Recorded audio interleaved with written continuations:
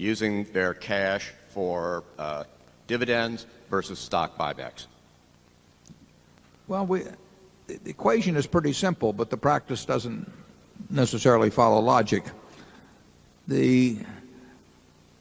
It's obviously, as long as you're telling the truth to your shareholders about what's going on so that you aren't manipulating the stock downward or something, when a stock can be bought well below its business value, that probably is the best use of cash. It's something the Washington Post did on a huge scale back in the 1970s.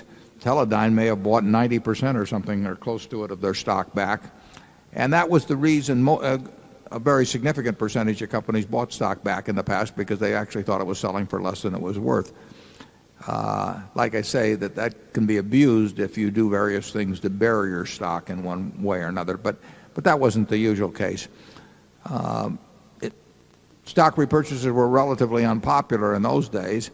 They've become quite popular now, and to the extent that I've been around a good number of them and been able to pick up on what I thought was the underlying rationale, if not the professed rationale, I think it's often done for people that are hoping that it causes their stock price not to go down, and often done at prices that don't really make a lot of sense for continuing shareholders. If we wanted to return a bunch of cash to shareholders, if our stock was undervalued, we would go to the shareholders and say, we think it's cheap, and we think that this cash can be better used by you than by us, and we will therefore be repurchasing at what we think is a discount to intrinsic value, and the people that remain will be better off, and the people that get out will get out at a little bit better price than they would otherwise. In terms of dividends, you get into an expectational situation.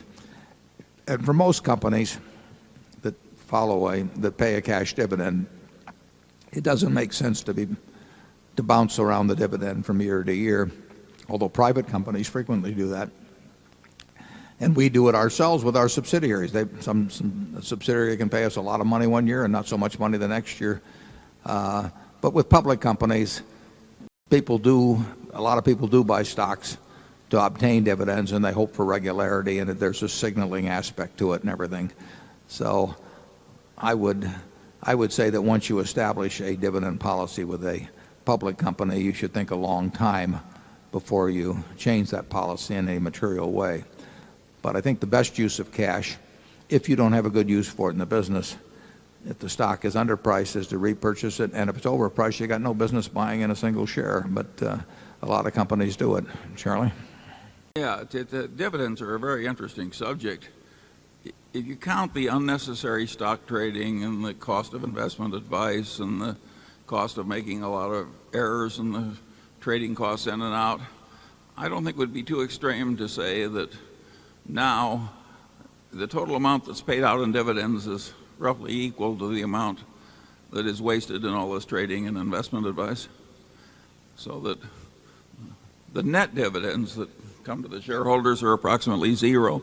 This is a very peculiar way to run a republic, and very few people comment about it. Yeah, actually I did in an article some time ago in Fortune. The frictional costs to American shareholders in sort of changing shares for all American business as a whole, those frictional costs are probably not much different than the entire amount paid out by American corporations. So, but getting to the individual corporation level, a company that expects to regularly earn more than it can profitably employ in its business should be paying out dividends. Take a subsidiary of ours like See's Candy. We would love to expand See's Candy to double or triple its present size, but it doesn't work. We've tried it a lot of different ways. So it should be paying out its earnings. If it was a public company, and it was at one time, you could argue that something approaching a 100% payout would make sense there. But most management's worrying about earnings falling off at some time in the future would rather establish a lower level and therefore ensure regularity of dividends by going with a conservative level.